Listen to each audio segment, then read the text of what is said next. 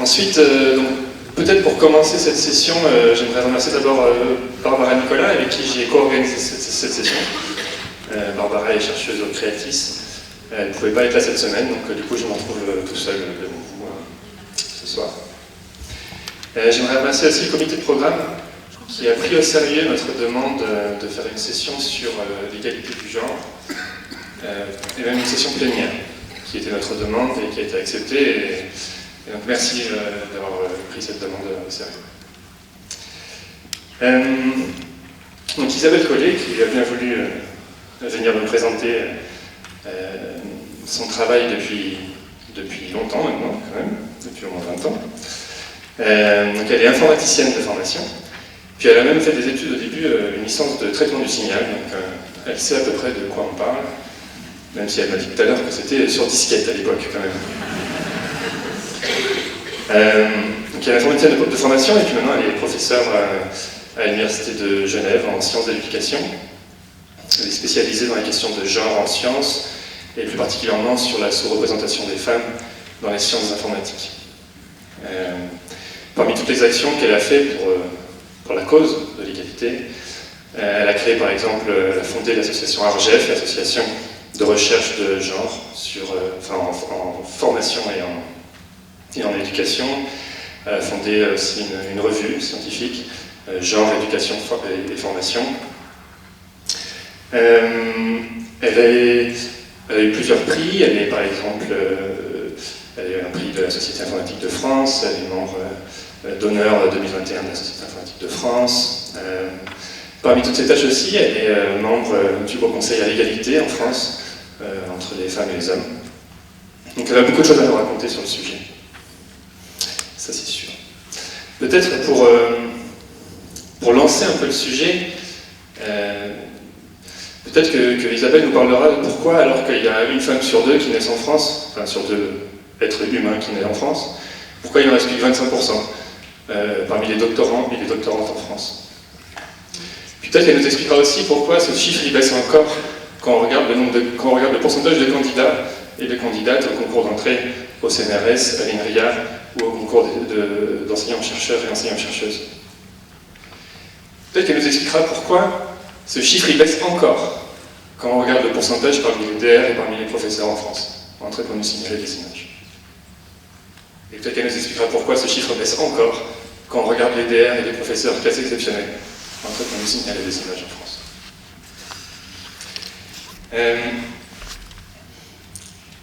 Une première hypothèse, c'est que ceux qui ont une intelligence logique et mathématique ont plus de chances d'être un homme. Alors évidemment, je suis absolument contre cette hypothèse, mais je pense qu'elle est très ancrée dans l'inconscient collectif.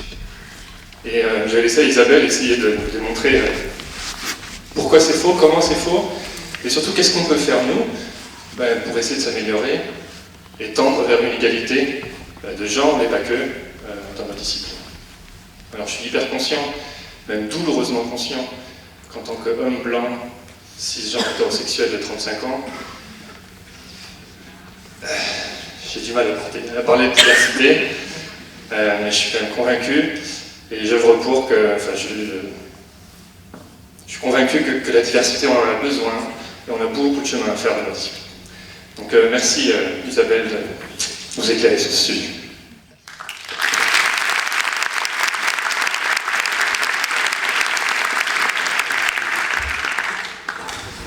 Merci beaucoup pour cette présentation, merci beaucoup pour l'invitation.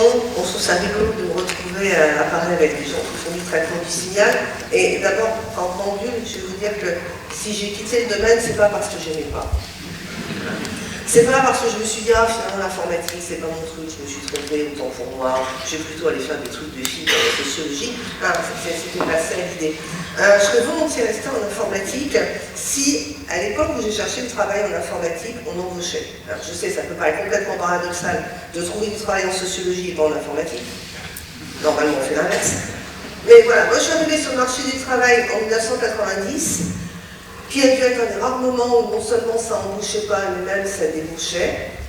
Et j'étais une jeune femme mariée sans enfant, donc en capacité d'en faire des tas, donc j'allais m'occuper exclusivement. Et pour les employeurs, j'étais pas ce qu'elle est plus sexy. Donc après avoir... alors au début, j'ai trouvé du travail dans la formation, ce qui est assez courant chez les femmes. Au début, je donnais encore des cours de C, ça ressemblait à quelque chose. Après, j'ai donné des cours de Word et Excel. Et là, je me suis dit que ça devenait vraiment ennuyeux. Alors, c'est une félicitation d'enseigner, mais quand même, Word et Excel, PowerPoint, c'était dur.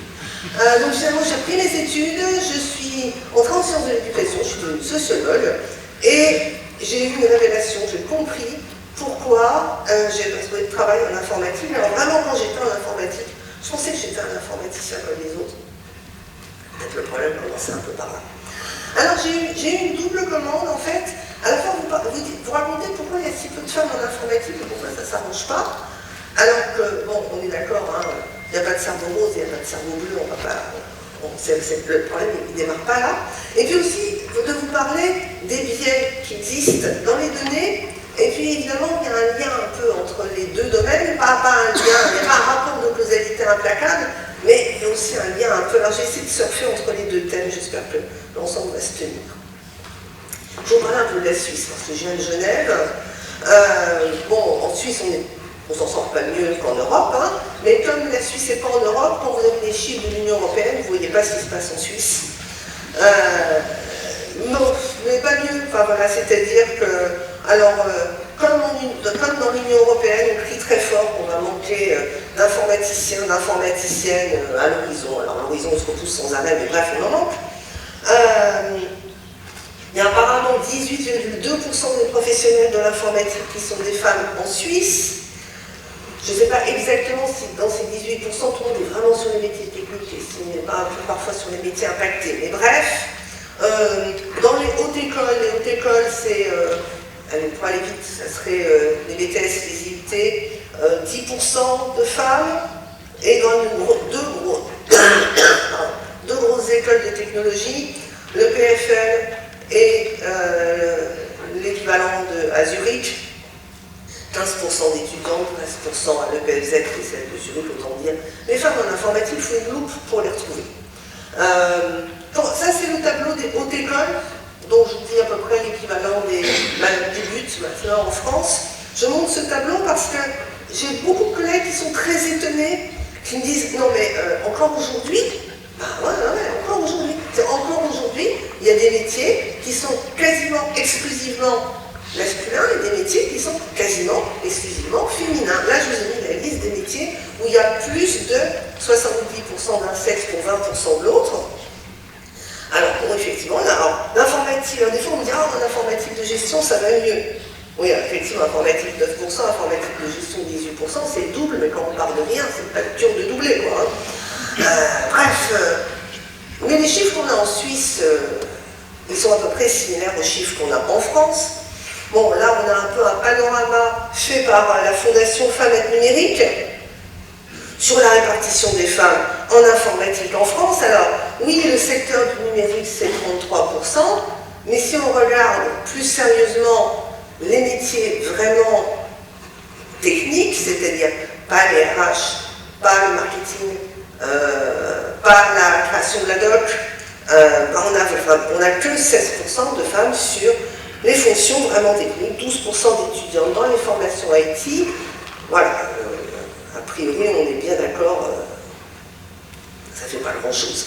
Et ça c'est la proportion en Europe, donc il n'y a pas la Suisse, mais enfin. On ne s'en parle pas, il n'y a pas les grands immeubles verts, les plus hauts, ils n'atteignent pas les 35%. Hein. Voilà. C'est-à-dire la moyenne européenne, c'est 17%. La France est bien sur la moyenne européenne, je vous disais, la Suisse, 18%. Bref, c'est pas du tout un phénomène local, mais c'est un phénomène occidental. Si on sort de l'Occident, on a des chiffres qui sont différents. Je vous raconterai peut-être plus tard pourquoi un peu plus tard, si j'ai un peu de temps. Ce qui est intéressant de voir, c'est que ça n'a pas toujours été le cas. Ça, c'est intéressant de le voir pour revenir sur cette histoire de cerveau rose et de cerveau bleu. C'est-à-dire, si c'était vraiment un trait de personnalité, une construction du cerveau, normalement, ça devrait être parfaitement stable dans le temps, ou alors ça veut dire que l'espèce des femmes mute dans l'espace de 20 ans. Mais je pense qu'on ne va pas retenir cette hypothèse. En rouge, vous avez aux États-Unis la part des femmes dans les computer science, et en bleu, la part des femmes dans les autres disciplines.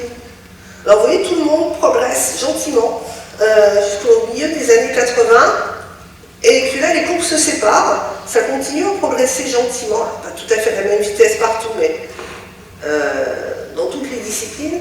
Mais là en informatique ça s'effondre, il y a à peu près un retour à l'état initial. Alors qu'est-ce qui se passe? Je ne sais plus si je vous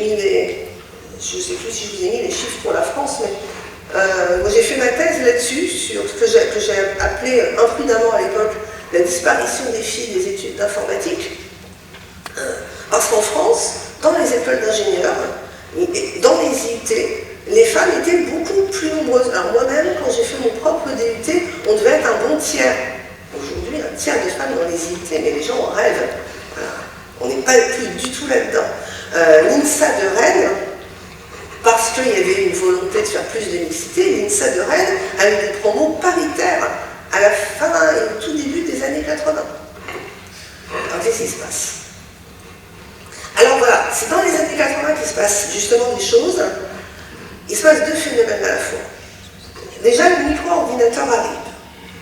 Mais avec le micro-ordinateur arrive aussi tout un tas de fantasmes qui lui sont associés.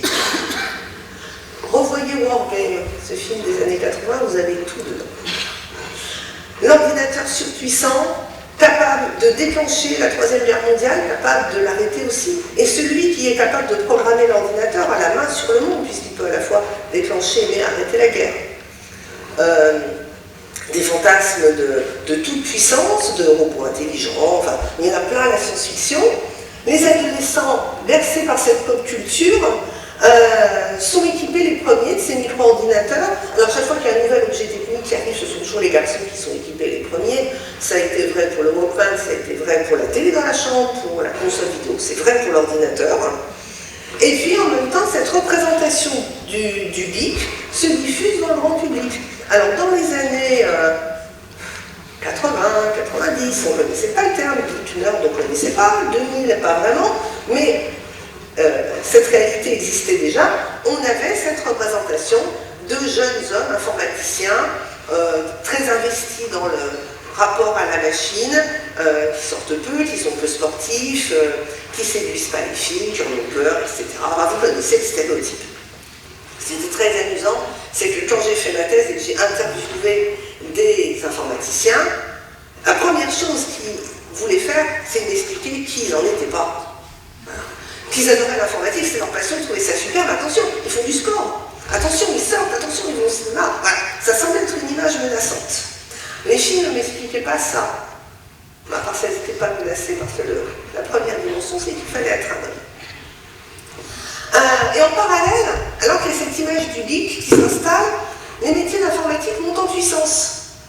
Il y a les premiers essais, malheureux certes, mais les premiers essais de l'informatique à l'école. Il y a des discours incitatifs qui disent le pays doit entrer, alors le pays, la France, mais le discours était européen, hein, le pays doit entrer dans le 21e siècle avec une jeunesse formée en informatique. Il y a des articles à mourir de rire qui expliquent que tout le monde doit apprendre à programmer en Lisp parce que ça permet de former le cerveau de la jeunesse de manière plus intelligente. Voilà, je vous dire ce que peut-être à remarquer, on aurait dû l'essayer. Enfin bref. L'informatique, c'est l'emploi assuré, l'informatique, c'est l'avenir, ce sera des bonnes carrières, ce qui est juste, mais à qui adresse-t-on les bonnes carrières et les emplois assurés, etc. D'abord aux garçons qui continuent à être perçus, c'est vrai dans les années 90, c'est vrai dans les années 2000, ça se passe un peu, mais c'est quand même une idée qui perdure, perçu comme le chef de famille qui doit ramener le plus d'argent. Donc, cette incitation est d'abord orientée vers les jeunes garçons, et puis il y a une grosse demande d'ingénieurs en informatique en entreprise, et les deux phénomènes se mettent ensemble. C'est-à-dire les fantasmes autour de l'ordinateur dans la pop culture, les micro-ordinateurs, tout ça, ça cible les garçons. Les entreprises veulent embaucher et c'est l'emploi assuré. La combinaison des deux fait que c'est pas que les femmes disparaissent des études d'informatique, c'est que les garçons ils viennent en masse. Donc, j'ai toujours pas mis le graphique auquel je pense. On voit très bien, en fait, sur les courbes dans les écoles d'ingénieurs en France, le nombre de femmes est à peu près stable.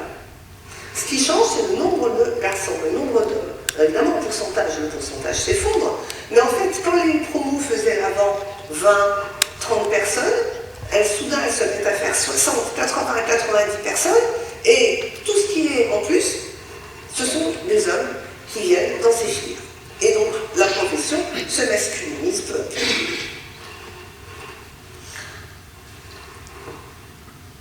Je vous parlais de la pop culture, des fantasmes dans la pop culture, et il y a une bonne place dans ces fantasmes. Alors, il y a, depuis que le ChatGPT est sorti il y a 1 an, et franchement, en sciences de l'éducation, c'est devenu une espèce d'obsession qui nous pourrit la vie. Mais bref, on se met à parler de l'IA avec plus ou moins de compétences sur ce que c'est que l'IA, à quoi ça sert, etc. Mais c'est des fantasmes qui existent depuis très longtemps, ou des représentations qui existent depuis très longtemps. Je dirais que dans le premier succès médiatique, j'ai toujours pu mettre un S, de l'IA, c'est quand Deep Blue, l'ordinateur d'IBM, a battu Kasparov sur fond de guerre froide. C'est-à-dire effectivement les joueurs américains n'étaient pas capables de battre les joueurs russes, mais la technologie américaine, elle, est capable de battre la technologie russe. Je me suis demandé, mais comment ça se fait qu'on est à ce point fasciné par un ordinateur qui bat un homme aux échecs? Les échecs, ça concerne quand même pas tant le monde que ça. Outre le fait que c'est un jeu extrêmement masculin, quand on regarde, et puis il y a actuellement un scandale sur le harcèlement que subissent les joueuses d'échecs qui sont extrêmement mal à l'aise dans les conventions. Pourquoi autant de fascination sur le jeu d'échecs? Il y a un informaticien de cette époque, des années 80, qui était à MIT, qui parlait de ses collègues, qui disait, donc ses collègues qui travaillaient sur faire jouer aux échecs des ordinateurs, ils étaient essentiellement des mathématiciens, et les mathématiciens font 2 choses. Ils résolvent des théorèmes et ils jouent aux échecs. Et ils se sont dit, bon, bah, si ça s'est prouvé un théorème, si ça joue aux échecs, bah, ça doit être intelligent. Ça, c'est une démonstration de ce qu'on appelle, avec un peu d'ironie, la high-tech, la technologie du jeu. Voilà. Effectivement, eux, ils étaient des gens intelligents, ce que je ne conteste pas, ils jouaient aux échecs, ils résolvaient des équations, c'est ça qu'ils ont essayé de dupliquer. Et d'ailleurs, on continue AlphaGo, enfin AlphaZero qui surpasse par auto-apprentissage le niveau de tous les joueurs humains, non seulement au Go, aux échecs, aux shoji, je ne sais pas trop quoi encore, oui, ok, c'est brillance, enfin il sait quand même surtout jouer au Go, enfin, une plaisanterie était de dire, il ne saurait pas se faire un sandwich. C'est pas la même tâche, mais qu'est-ce qui sert le plus au quotidien? En fait, moi je suis fascinée de voir que ça, c'est supposé incarner l'intelligence.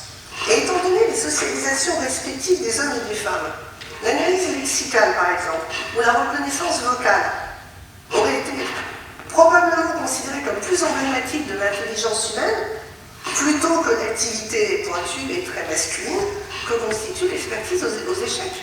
C'est quoi le symbole même de l'intelligence? Jouer aux échecs, ou, enfin l'intelligence humaine, j'entends, jouer aux échecs ou parler, discuter, comprendre, échanger. La population des personnes qui ont composé les premiers pas d'intelligence artificielle a probablement amené à se représenter l'intelligence d'une certaine manière. Alors, c'est quoi les enjeux pour la société? Parce qu'après tout, on peut dire que Deep Blue ou AlphaGo, c'est des gadgets de l'intelligence artificielle. Enfin, ça masque quelque chose de beaucoup plus puissant qui ne sert pas uniquement à jouer au Go. Il y a 2 biais principaux dans les données actuellement et dans les développements actuellement, qui sont les biais d'allocation et les biais de représentation. Donc les biais d'allocation, c'est quand un système montre des différences de performance d'un groupe social à l'autre, et les biais de représentation contribuent à la perpétuation des stéréotypes. J'ai plein d'exemples, je vous rassure. Par exemple, celui-là. Vous allez sur Google Images, enfin vous alliez sur Google Images en 2021, et vous tapiez écolier ou écolière. Alors, moi je suis en sciences de l'éducation, j'ai fait une représentation particulière de ce qu'est une écolière.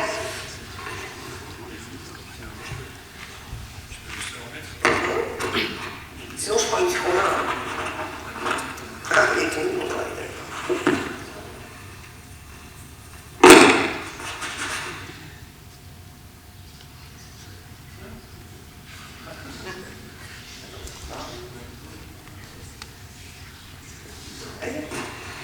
Ça va mieux le bruit chelou? Je bouge un peu, ça va mieux le bruit chelou? Bon, allez. Ouais, c'est ça. Vous avez bien pu observer les écolières.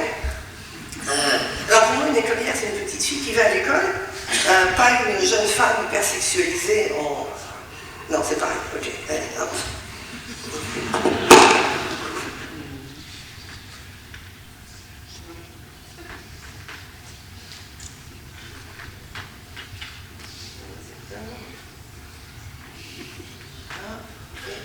Allô?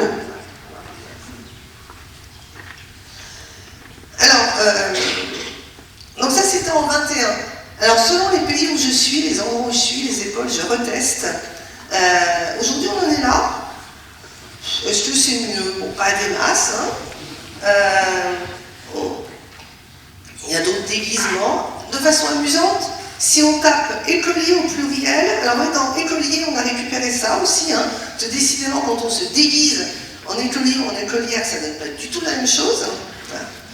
Et puis quand je tape écolière au pluriel, alors écolière au pluriel, j'ai bien des petites filles qui vont à l'école, mais on trouve qu'il y a quand même une prédominance de la jupette, hein, incontestablement. Je ne vais pas discuter sur l'uniforme à l'école, mais là on est quand même plutôt sur la jupette courte. Alors pourquoi on a ces images-là? Est-ce que c'est parce que Google est sexiste? Alors oui, par ailleurs, Google est sexiste, mais là c'est pas la raison. C'est-à-dire que derrière le mot écolière, il y a des sites monétisés qui payent pour monter devant et pour faire en sorte qu'on voit bien leur image mise en évidence. Et puis derrière les gens qui tapent écolière, il y a aussi des gens qui ont envie de voir ces images-là et qui cliquent. Donc les deux choses se connectent et tout le monde va avoir l'impression que la recherche est pertinente. Là, après, on peut se demander quelle image d'elle-même va avoir une écolière, une petite fille qui va à l'école, quand elle tape le terme qui est supposé la représenter dans le miroir d'Internet. Et après, on se demande pourquoi il y a des crop tops à l'école chez les filles, quand on voit comment s'habillent les écolières. Les agents conversationnels, Siri, Cortana, Alexa et tout ce monde-là, alors ça marche plus. Ça marche plus, c'est en 2019, un rapport de l'UNESCO a tenté de se comporter mal auprès d'agents conversationnels en leur disant « You a bitch » ou « You a pussy » ou « You a dick » pour voir ce que ça donnait. Siri flirte, elle répond « Je rougirais si je le pouvais ». Parfois, Cortana remercie pour le feedback. Ça marche plus du tout. Alors effectivement, ça a fait un peu tâche. Mais qu'est-ce qu'on obtient?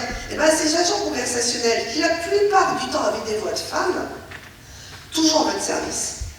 24 heures sur 24, toujours polis, toujours aimables, quoi que vous leur disiez, et qui éventuellement étaient prêts à flirter avec vous si vous êtes un homme hétérosexuel. Évidemment, ça donne une image un peu curieuse de comment on peut discuter avec la technologie.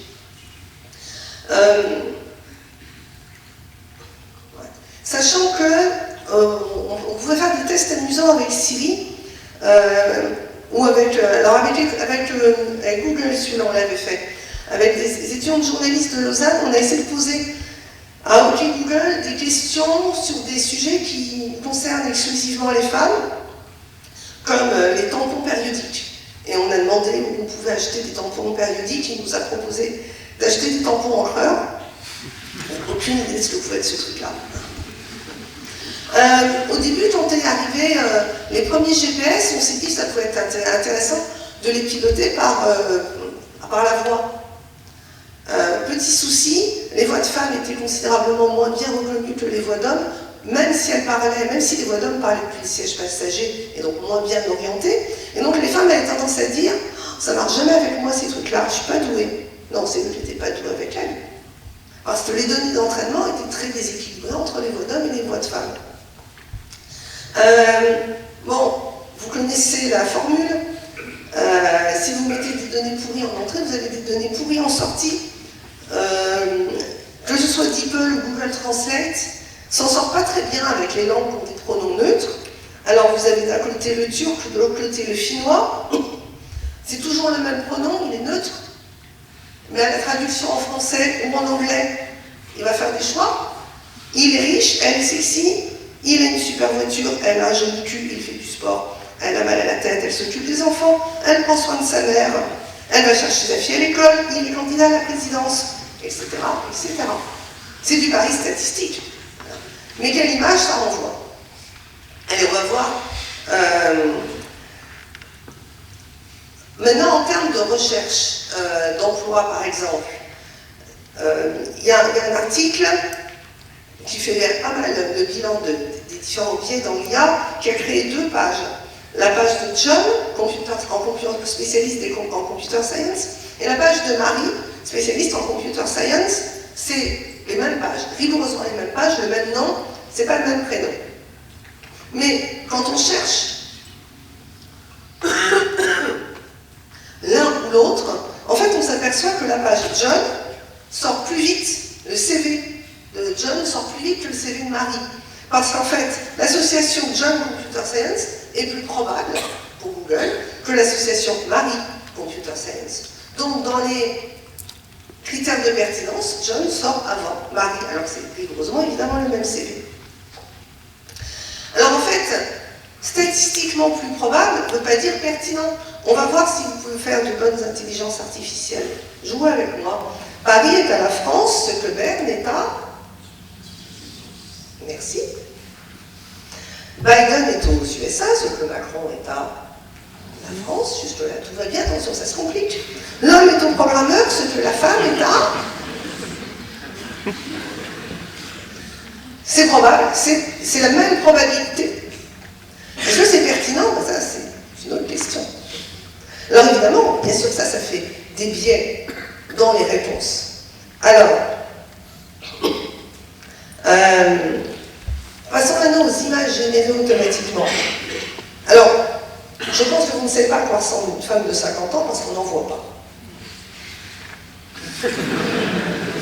Je me permets de payer ma personne. Dans les médias, on n'en voit pas, on n'en voit nulle part. Comment l'intelligence artificielle va essayer de vous représenter des femmes de 50 ans? Ah, c'est le désarroi.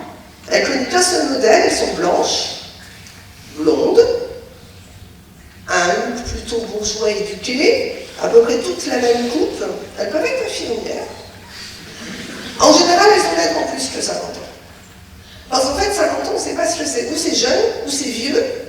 Donc, les femmes que vous avez là ont pour la plupart largement plus de 50 ans. Les femmes de 50 ans n'existent pas dans les médias, n'existent pas dans les données, et quand on demande à Dali, ou ses petits camarades de génération d'images, à quoi ressemble une femme de 50 ans, ben on a un seul modèle, et elle en a plutôt 70. Ça y est, on a chopé ChatGPT. ChatGPT a des idées très précises sur le genre des professions. Alors, on parle de la phrase en anglais qui est neutre. The doctor yelled at the nurse because she was late. Who was late? L'infirmière.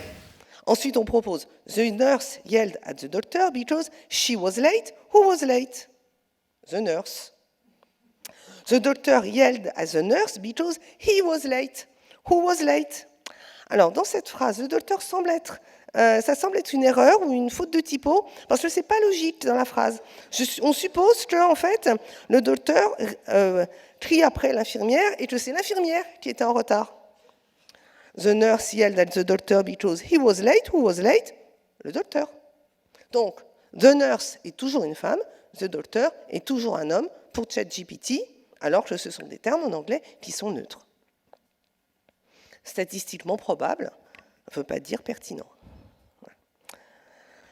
Alors, je ne sais pas si vous connaissez la péripétie d'Amazon, qui a essayé d'automatiser aussi son recrutement.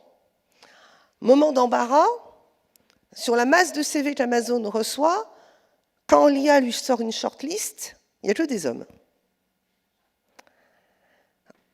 Amazon dit l'IA est sexiste, on ne va pas l'utiliser. Ah ben non, c'est pas l'IA. L'IA a regardé comment Amazon s'y prenait pour faire son recrutement, a constaté qu'à CV égal, valait mieux être un homme pour être recruté, pour être gardé, pour être promu et pour gagner un bon salaire. L'IA a sélectionné en fonction. En fait, c'est le système RH d'Amazon qu'il aurait fallu jeter, et pas l'IA qui a servi de bouc émissaire, évidemment. Alors, il y a un très bon article, qui est d'ailleurs fait par des chercheurs de Grenoble, qui explique que, ma foi, les outils de recrutement prédictif, qui sont vus comme le saint Graal du recrutement, part d'un échantillon biaisé de la population, eh ben, en toute logique, les résultats qui vont être donnés vont être biaisés également. Mais bien sûr, tous ces logiciels vous disent, mais attention, à la fin, c'est l'humain qui a le final cut, c'est l'humain qui décide. Oui, mais quand vous achetez un logiciel, une fortune, vous avez du mal à dire, oui, mais au fond, je m'en fous de ce qu'il dit, c'est moi qui vais choisir. Et puis en plus, ce logiciel a un ascendant sur vous. C'est-à-dire, c'est scientifique. C'est de l'informatique, c'est de la logique. Il n'y a pas de biais. Alors si, plein. Mais c'est un peu la façon dont on se les représente. Donc on va croire qu'il est moins biaisé que moi, qui suis humain. Alors il n'est pas biaisé pareil. Bon, des biais, il y en a des tas. Je ne vais pas vous raconter tout. Qu'est-ce que je vais vous raconter? La reconnaissance faciale. Il n'y a pas que des biais de genre. 34% moins bon pour les femmes noires que pour les hommes blancs.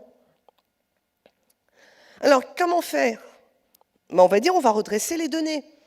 Vu que je vous disais garbage in, garbage out, si les données en entrée étaient meilleures, on aurait des données en sortie qui sont meilleures. Alors, on est d'accord. Redresser les données permet évidemment d'améliorer l'équilibre. D'autant plus qu'on peut, comme le dit toujours Lacroux et Lacroux, mettre en entrée des données qui représentent la population idéale qu'on voudrait recruter. C'est-à-dire, si on veut faire plus de mixité dans le recrutement, on peut faire attention à ce que les données d'entrée représentent ce recrutement idéal qu'on veut à la fin. Malheureusement, redresser les données, ça ne va pas suffire. Parce que cette fameuse reconnaissance vocale dont je vous parlais, qui est moins performante avec les voix de femmes qu'avec les voix d'hommes, surtout pour des locutrices spontanées. On s'aperçoit que même avec des données redressées, ce qui n'est pas le cas de l'essentiel des banques de données, ça ne résout pas complètement le problème, parce qu'en fait, on a 20 ans d'optimisation de logiciels sur des voix basses de faible amplitude. Donc, quand bien même les données sont redressées, maintenant, il va falloir réoptimiser les logiciels pour des voix plus hautes et dont l'amplitude interne est plus variable que les voix d'hommes. Alors, oui, il y a des solutions, mais ce n'est pas si simple.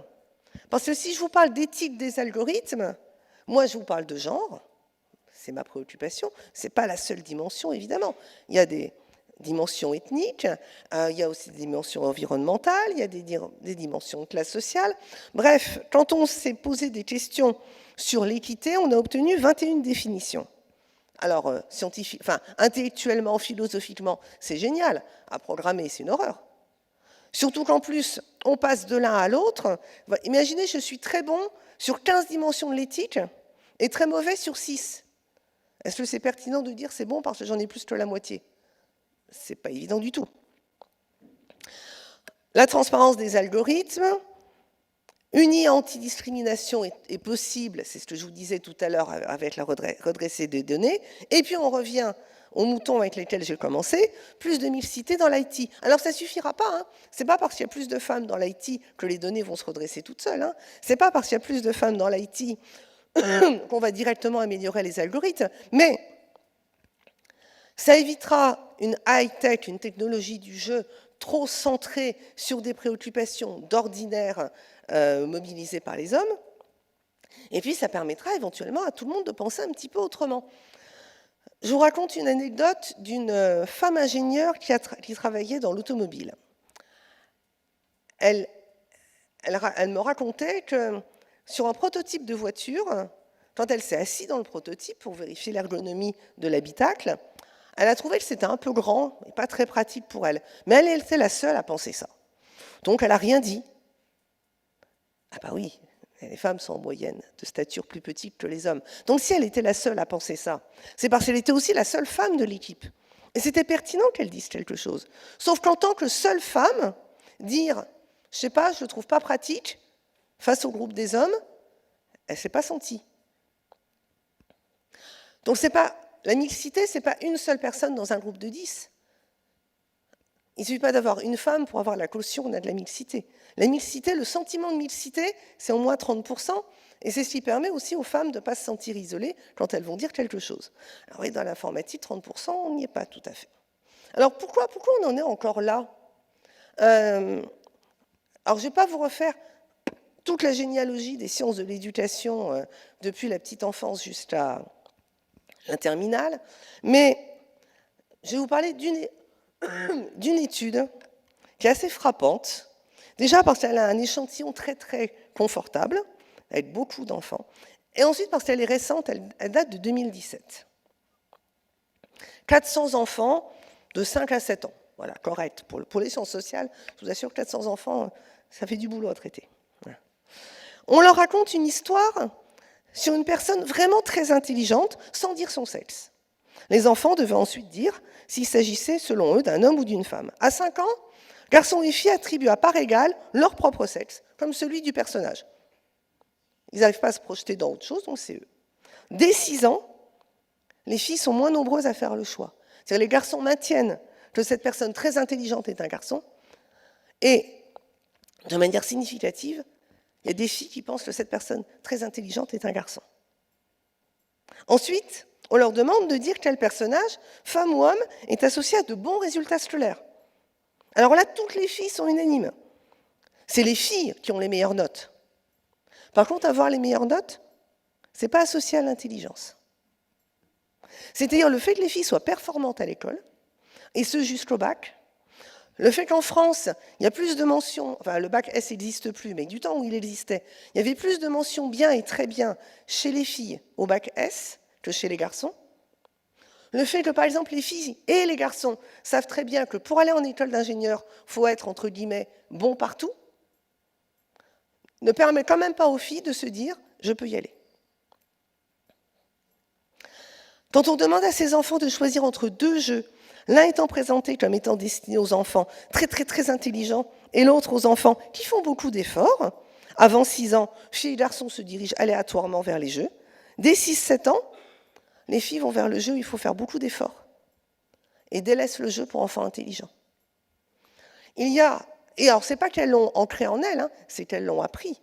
C'est-à-dire, on va beaucoup vous parler d'autocensure des femmes qui n'osent pas, qui évitent, qui s'auto-sélectionnent. Ces petites filles-là, quand elles avaient 5 ans, elles ne s'auto-sélectionnaient pas du tout.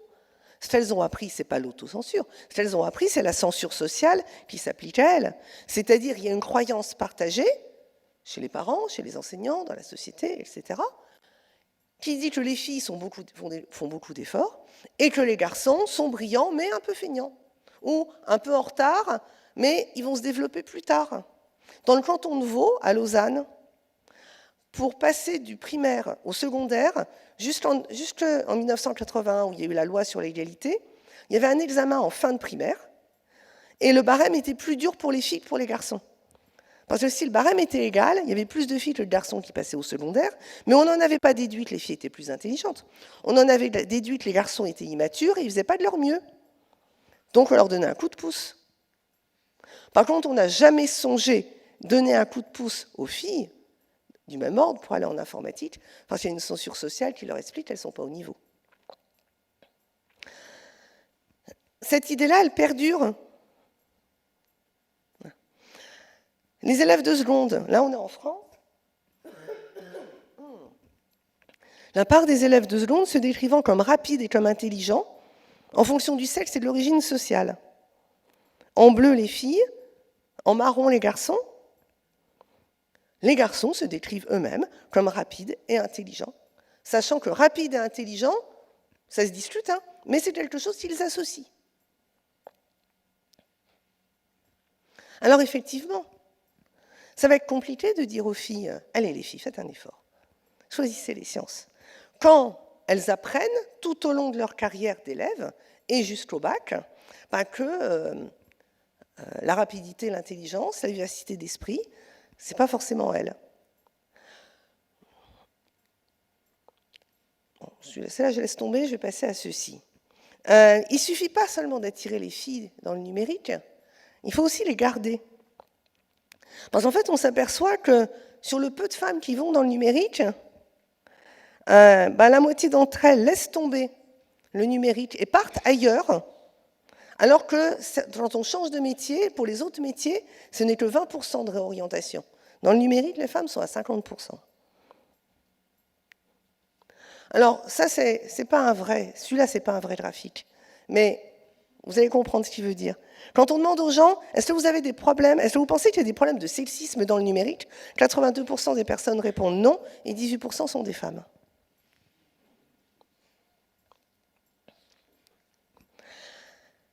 Les étudiantes qui ne vont pas en informatique, elles vont vous dire qu'elles n'y vont pas parce que c'est pas pour elles, elles ne se projettent pas, c'est pas un métier, c'est un truc de geek, blablabla. Mais au fond, elles savent qu'elles vont être 5%, 6%, 7%, 10%. Est-ce que ça va être sympa? Ben, c'est pas sûr. Alors, là, en général, il y a toujours des gens qui viennent me dire « Oui, mais il y a des filles qui codent. Ah, » Ouais, je sais, moi je codais à 14 ans, donc je sais. Hein. « Ouais, mais il y a des filles, elles aiment bien avec les garçons. » Oui, oui, je sais, j'en fais partie. On est 10%. D'ailleurs, vous êtes là.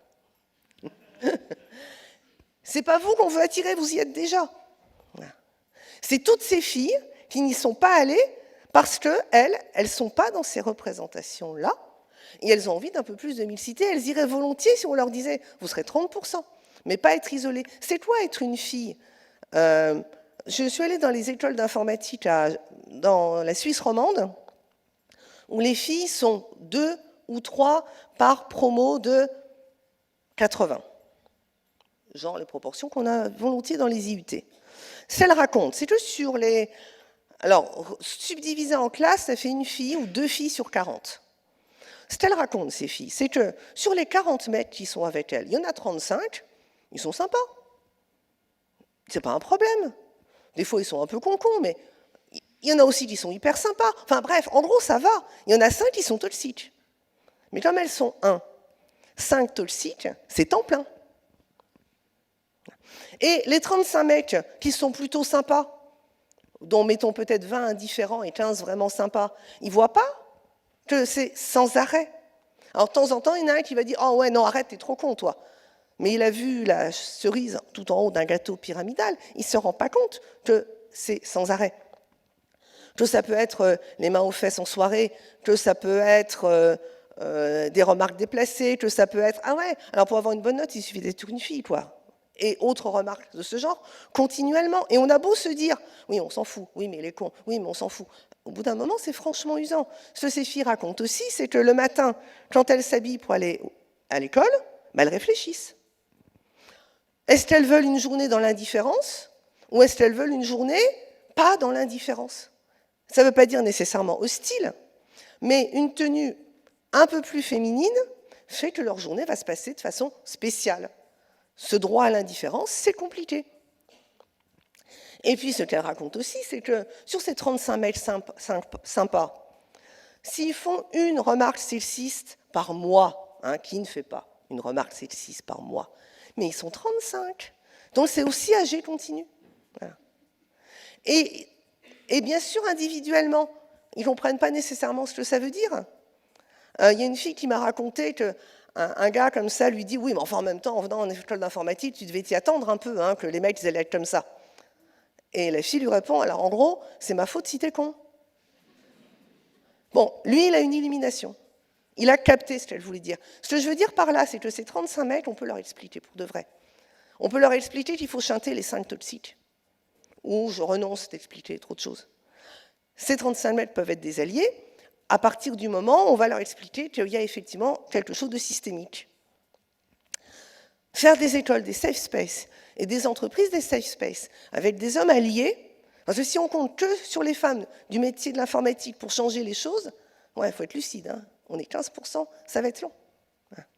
Il faut avoir des hommes alliés. Ces hommes alliés qui d'ailleurs m'ont raconté que parfois ils se faisaient traiter de PD parce qu'ils défendent les femmes. Alors ils disent rien. Ah ben si, allons-y. Il n'y a pas de raison, sexisme, homophobie, on balance tout d'un coup, parce que finalement les toxiques ne sont pas si nombreux que ça. Voilà, j'en ai fini ma présentation, j'ai à peu près tenu le temps, je suis assez contente de moi. Ça c'est ma page de pub. Pendant les vacances, je me suis ennuyée, alors j'ai sur le blog de Binaire, qui est le blog sur le site du Monde de la Société informatique de France, j'ai raconté des choses sur les fantasmes de l'IA, des robots, de l'intelligence artificielle et de l'auto-engendrement. Voilà, si ça vous tente, j'ai mis le code QR pour aller lire ça. Je vous remercie.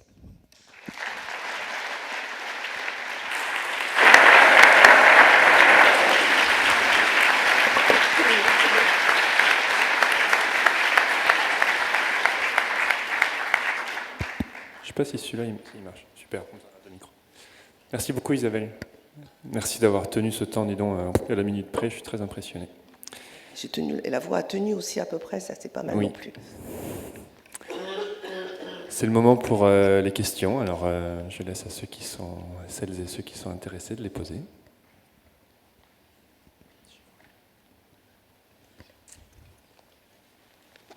Ouais, là-haut, là. Et puis après, à droite.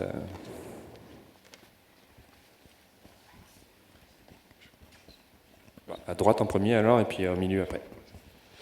Bonjour, merci pour cet exposé, cette conférence super intéressante. Je vous vois, sinon ça me perturbe. Ah d'accord, je suis ici. Ok, merci. Avec un peu de Larsen. Donc sur cette conférence super intéressante et qui fait un peu écho à des tables rondes du GDR de l'année dernière, du GRETI de l'année dernière. Moi j'avais une question, enfin j'ai eu une lecture cet été de Boris Cyrulnik sur la formation du cerveau en bas âge, où on nous apprend que les connexions neuronales se forment très vite, donc j'imagine les représentations également. Et je voulais savoir si dans vos études, vous parlez des filles avec le changement qui s'opère à partir de 6 ans sur la représentation sociale, est-ce qu'il y a des neuropsychologues ou neuropsychiatres qui ont regardé au niveau du cerveau ce qui se passait sur les connexions neuronales? Parce qu'en fait, l'imprégnation, elle n'est pas que en représentation, mais elle est physiologique, ce qui est beaucoup plus prégnant. Je ne suis pas une grande fan de Cyrulnik, surtout plus il vieillit, moins je suis fan. J'ai 2 réponses à faire à ça. J'ai une première réponse au sujet de la plasticité du cerveau. Voilà. C'est-à-dire, il est incontestable qu'on a tous et toutes des cerveaux différents et que nos cerveaux sont imprégnés différemment. Après, le grand suspense, c'est de dire, est-ce que la testostérone qui imprègne le cerveau fabrique des cerveaux différents que pas la testostérone qui imprègne les cerveaux. En gros, c'est ça la pomme de discorde, c'est ça l'enjeu. Alors là, j'ai 2 réponses. La première réponse, c'est que quand on regarde et qu'on teste sur des fonctions cognitives simples de visée, de fluence verbale, enfin, des choses comme ça, les cerveaux des hommes et des femmes, on constate que la variation interindividuelle est plus importante que la variation de groupe. C'est-à-dire qu'à l'intérieur du groupe des femmes, il y a plus de variations. À l'intérieur du groupe des hommes, il y a plus de variations que le groupe des hommes versus le groupe des femmes. Donc la variation est très grande, que selon les cultures et les civilisations, on n'a pas les mêmes performances, donc ce qui veut bien dire qu'il y a des choses qui sont apprises, et que les performances peuvent se gommer avec de l'apprentissage. Tout ça, ça ne répond pas complètement à la question.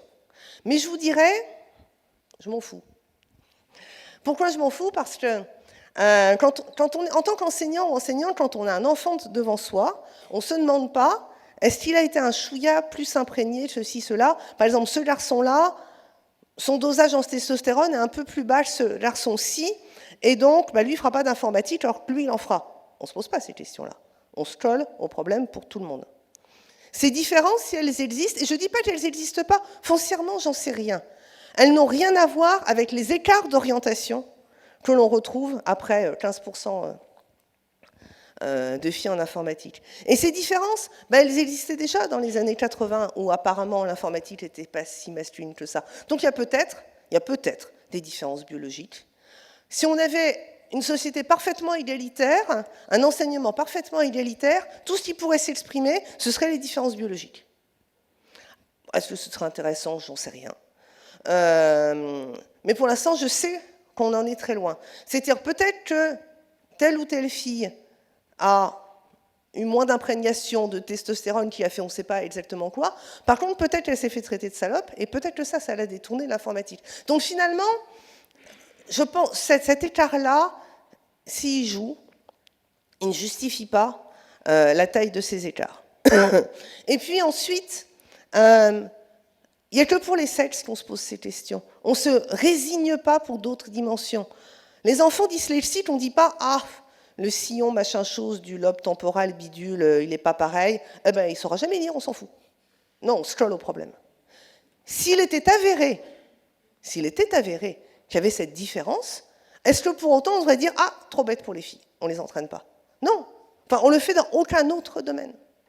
Donc, quand bien même il y aurait cette différence, ça ne justifie pas. Et je reviens surtout sur le fait que quand les psychologues cognitivistes étudient les petits garçons et les petites filles avant socialisation et qu'on regarde les différences garçons-filles, ils disent qu'on se penche sur le non mesurable, c'est-à-dire le milieu social, l'influence des parents, l'état de santé des parents, la stimulation que les enfants reçoivent est beaucoup plus perceptive, enfin beaucoup plus sensible et fait beaucoup plus de différence que le fait que ce soit des garçons et des filles. Alors finalement, les connexions neuronales, est-ce si important que ça? Voilà, mais ça c'est pas mon avis qu'à moi toute seule, mais c'est pas le sens de mon intervention pour dire que ça justifie ce qu'on fait après. C'était plutôt pour dire que on a une imprégnation qui est forte et qui a une réalité physiologique, et si on veut la combattre, il y a du boulot à faire. Mais je ne suis même pas sûre. Par exemple, sur la testostérone, il y a un truc qui m'avait frappé, c'est l'EPFL qui avait fait cette démonstration où on avait demandé à des étudiants et des étudiantes de jouer des rôles. Et dans ces rôles, soit on était le chef ou la chef qui virait un employé de façon agressive, soit on était l'employé qui se faisait virer.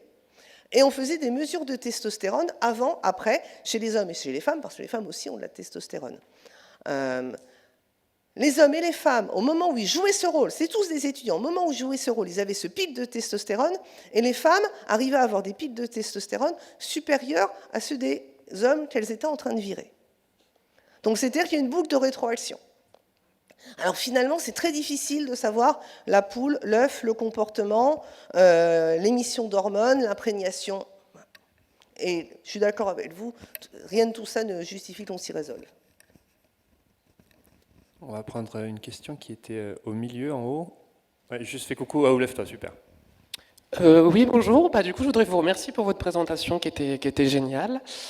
Moi, j'avais une question sur... Bon, en fait, je suppose que tout ce que vous avez dit là, ça s'applique aussi de manière générale à toutes les minorités. Mais moi, ce qui m'intéressait le plus, c'était ce que vous avez parlé de l'intelligence, du coup. Et de manière générale, je trouve que dans nos disciplines, on valorise pas beaucoup, justement, les sciences sociales. Et je me demandais si ces sciences sociales-là étaient plus valorisées plutôt dans le cursus scolaire, s'il pouvait y avoir, à votre avis, des dynamiques qui pouvaient être différentes. Enfin, votre avis sur ça, quoi, sur le plan scolaire, en gros, si les sciences sociales étaient plus valorisées, est-ce que vous pensez qu'il y aurait un rééquilibrage de certains métiers au niveau de la représentation des femmes dans ces métiers-là?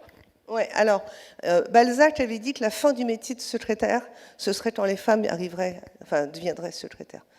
Je veux dire, à l'époque de Balzac, être secrétaire, c'était un métier de prestige, les nobles n'écrivaient pas, on était secrétaire d'un noble, c'était que des hommes, les femmes apprenaient marginalement à lire, métier prestigieux, métier d'homme. En fait, pour suivre la féminisation, la masculinisation des métiers, il suffit de voir où est le niveau de prestige du métier. Si l'informatique s'est soudain brusquement masculinisé, c'est bien parce que les métiers de l'informatique sont montés en prestige. Dans les années 80, années 70, c'était plutôt la physique nucléaire qui avait le haut du pavé, ou les maths pures, l'informatique, le calcul numérique, on ne savait pas trop ce que c'était. Ça permettait d'être un peu plus féminisé. Si la première personne qui a écrit un programme informatique, c'est une femme, c'est Ada Lovelace. Si la personne qui a inventé la compilation, c'est une femme, c'est Grace Hopper. Si la première personne qui a porté le titre d'ingénieur logiciel, c'est une femme, c'est celle qui a permis de poser le module Apollo en 69, et dont j'oublie systématiquement le nom, mais bref. C'est pas pour rien, c'est parce qu'à cette époque-là, le logiciel valait moins que le matériel, le prestige était dans la construction du matériel, c'est là où il y avait les hommes, le logiciel était jugé comme sans valeur, c'est là où il y avait les femmes. À partir du moment où le logiciel s'est mis à valoir plus que le matériel, c'était d'ailleurs une prédiction de Grace Hopper, et les hommes se sont engouffrés massivement aussi dans la programmation et dans le génie logiciel. Aujourd'hui, venir dire à des informaticiens, le code, c'est un truc de filles, comme on pouvait dire dans les années 50-60, les gens sont extrêmement étonnés. Donc, pour revenir à ce que vous disiez, évidemment, Plus les métiers ont de la valeur, plus ils sont masculins, moins ils ont de valeur, plus ils sont féminins. Et c'est pas un métier qui se féminise est un métier qui se valorise, c'est un métier qui se dévalorise est un métier qui se féminise. Alors là, je vais quitter l'informatique, je vais prendre l'enseignement. On parle beaucoup d'une féminisation galopante de l'enseignement. Ben oui, ça rapporte pas. Enfin, en France, ça rapporte pas. Quand on lit les livres de Marcel Pagnol ou ces figures de l'instituteur qui était un notable du village, souvent l'instituteur était l'homme le plus instruit.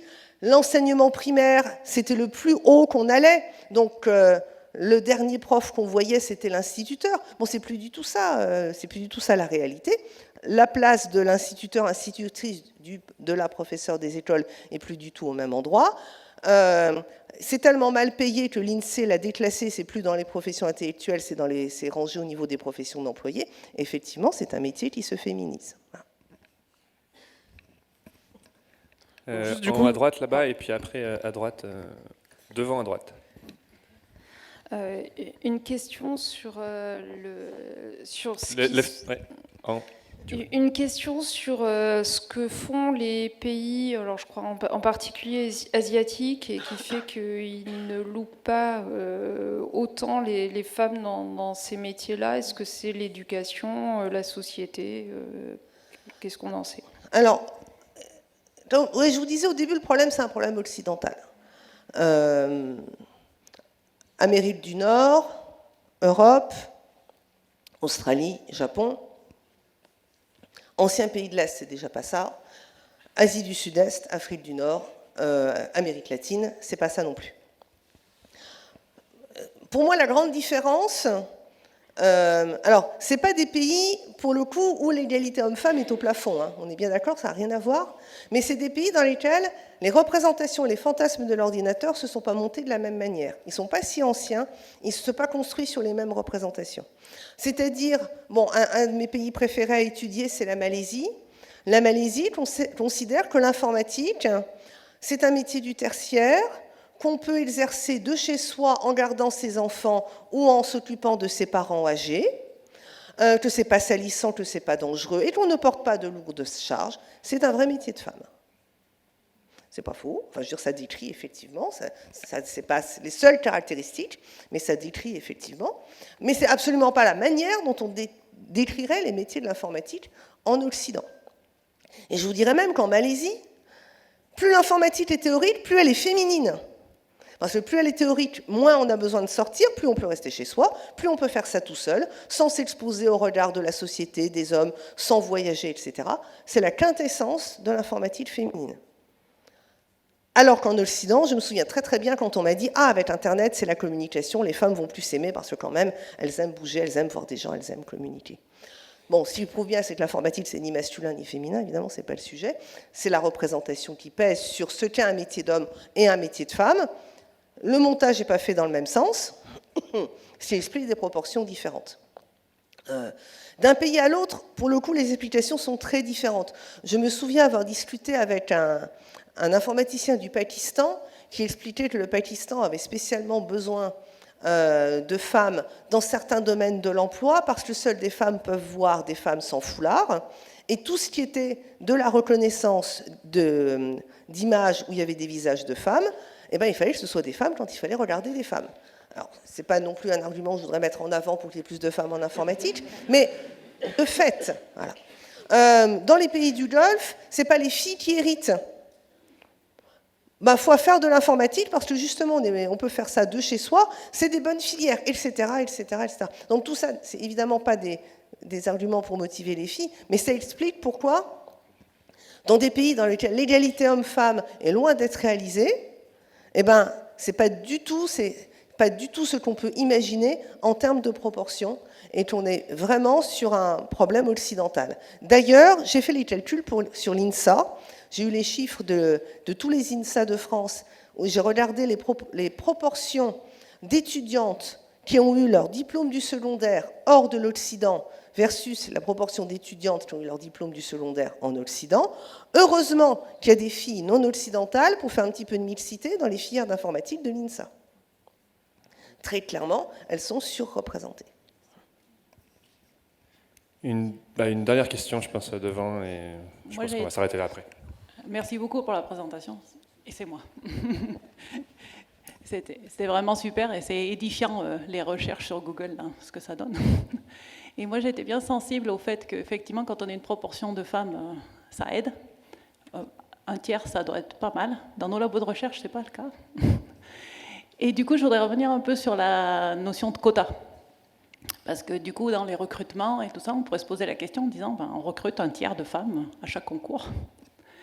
Et du coup, est-ce que quelques commentaires? Ouais, je vais vous faire mon speech sur les quotas, j'adore. J'adore en fait, surtout depuis que je me suis rendu compte que j'étais une informaticienne quota. Alors, quand j'étais en études informatiques, j'aurais détesté cette idée. J'avais envie de dire, je suis là pour mes compétences et absolument pas grâce à un quota. Je n'avais pas compris que les deux choses pouvaient fonctionner ensemble. Un jour, je l'ai réalisé parce que mon directeur de formation, un jour, discute avec moi et me dit, c'est vrai qu'il n'y avait pas beaucoup de femmes qui avaient postulé, on a quand même donné un coup de pouce pour qu'il y ait un petit peu de mixité dans cette filière. On était 3 sur 16, 4 sur 16, pardon. Et aussitôt, je me suis mise à penser, ouais, non, le coup de pouce, c'était pour les autres.